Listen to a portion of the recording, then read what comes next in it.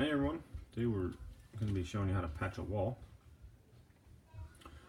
So anyway, I had to knock a hole in the wall here because I need to move a plug.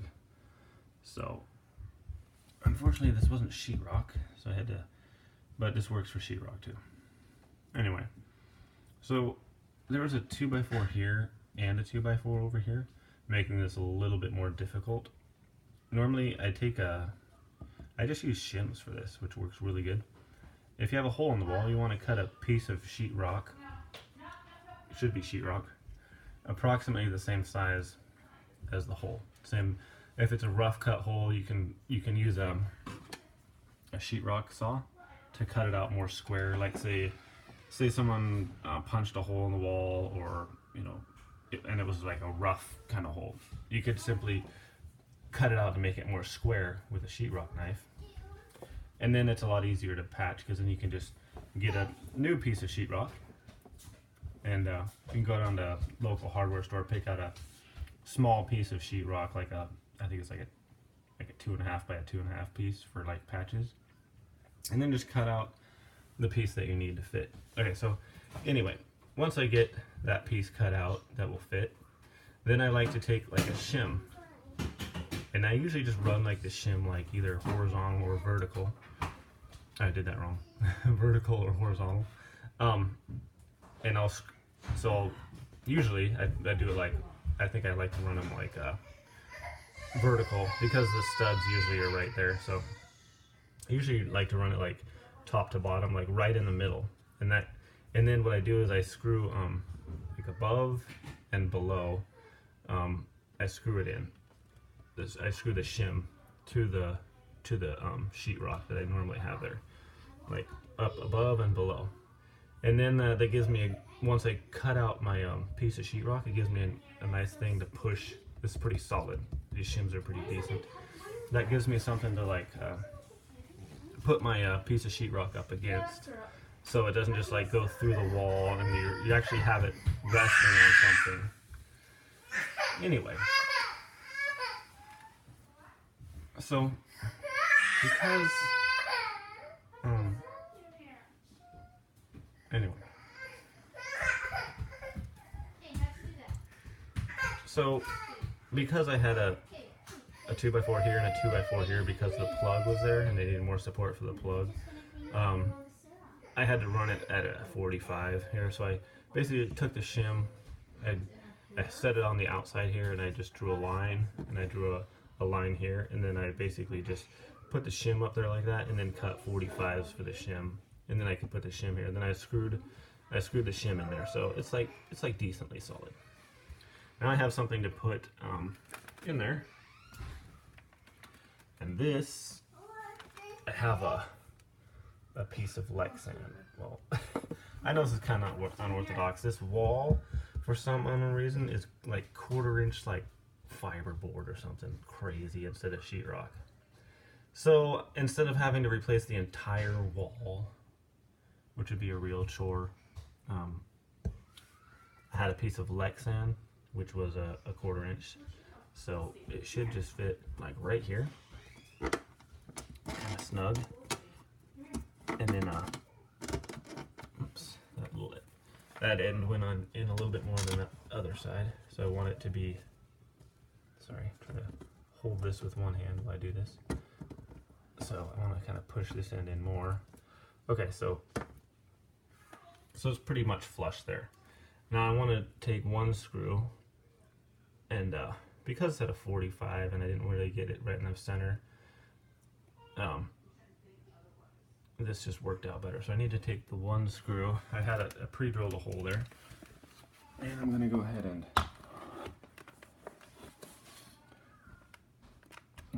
drill or screw that into the shim behind there, just to kind of anchor this, and hopefully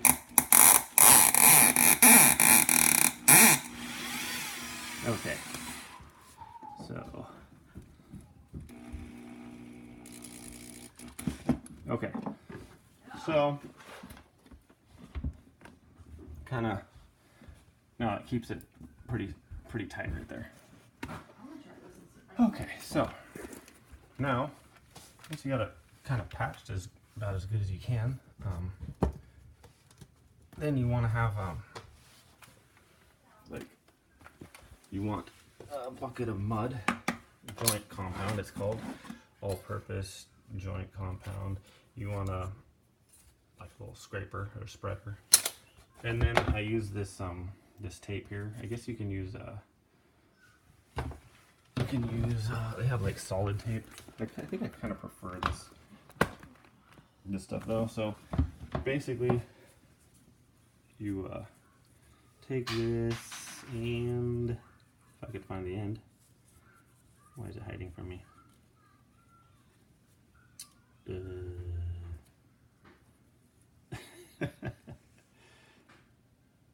Huh.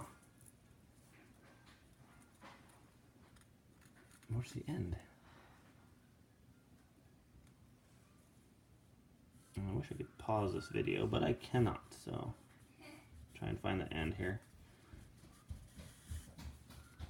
Wow. Okay, maybe if I run it this way.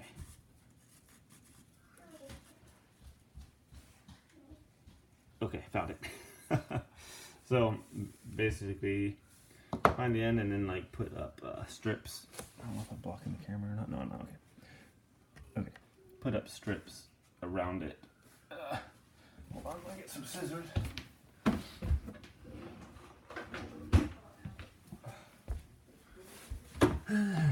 So about to go over the edges. So, and then I'll just cut off a piece here. You can go a little wide if you want on this.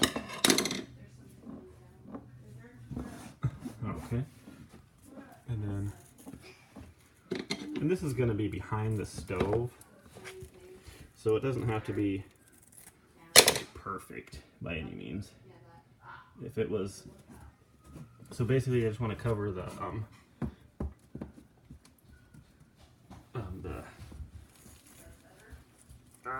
cracks basically.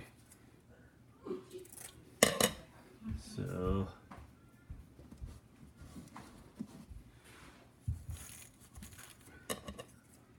and okay,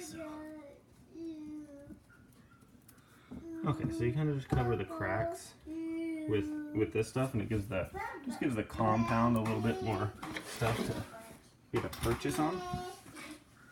And you go ahead and just open the joint compound. Try not to break all of your fingernails in the process. Okay, there we go. Got it? No. Where did I put the scraper thing? Okay. So then you just want to, this has been sitting for a while, so the moisture is kind of puddled up. So I'm going to go ahead and just like stir a little bit if I can without trying to break my thing here. This stuff seems to last for quite a while. This has been in the garage for probably a good year at least. But as long as you have a lid on it, I'm sorry about this. I should have had to prep this, but didn't really think about it. Okay, so I'm just kind of mixing this together. There was a little bit of moisture was kind of sitting there, so kind of want to mix it up. Okay, so yeah, that's a better consistency. It was a little bit firm on some parts and then really wet on some others, so taking the liberty to mix it up pretty good. Okay, and that's, yeah, so it seems like about where we want it. So then you just basically take it and just on the tape, you kind of want to pull towards the edges. So you kind of want to get it there in the middle, if you will, and then like pull towards the edges. So you could start in the middle of the tape and pull it down towards the edges of the tape. And you kind of just want to smooth it as you go there. Kind of fun, actually. and kind of press down, so it should go in the cracks as you're smoothing it here. Like I said, this is behind the stove, so I'm not getting too crazy about how good this looks, but do want to make sure I get the compound in the cracks though. So you kind of want to push down as you pull it towards the edges and stuff. I just want to make sure I have it in all the cracks here.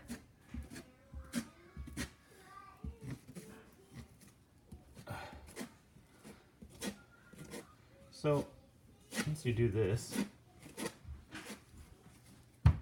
you kind of just like smooth it. And cover up the screw heads and stuff like that.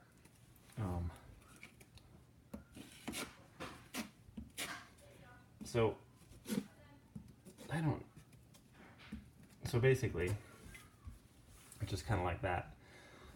Kind of smooth all the edges. You got this stuff mostly covered.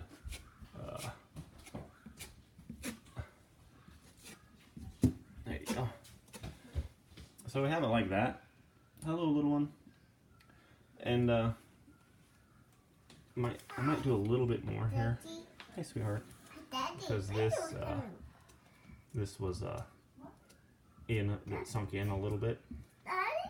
So I want to make sure it's I'm patching the wall, sweetheart. I want to make sure it's kind of flush. Like I said, I'm not going too crazy with this because behind the stove, no one's ever gonna really see it. Yeah, don't touch. So there we go. I kind of got it patched there. Now, if this was like on a regular wall of your house or whatever, where people can see it, you do pretty much the same thing.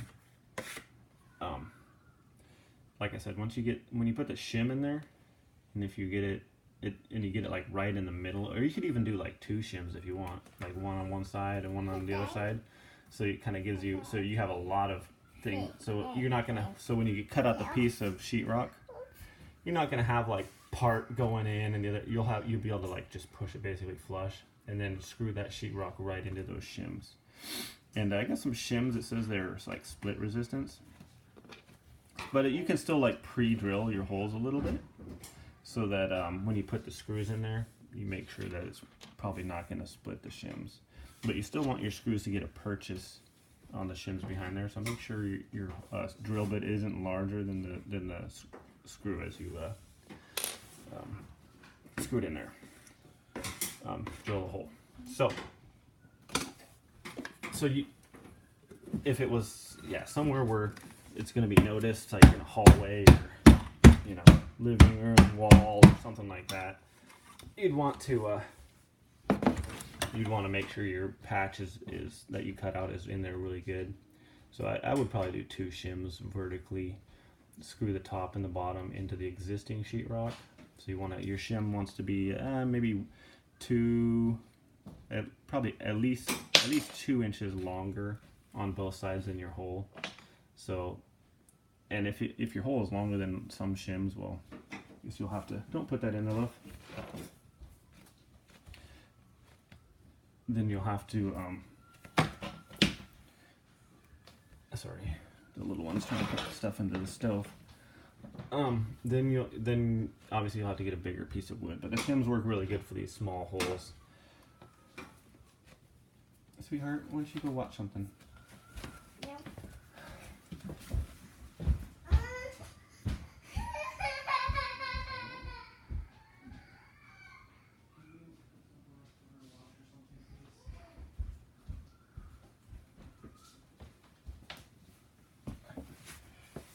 At any rate, then once you get the sheetrock in there, you get the tape on there, and you mud it all up.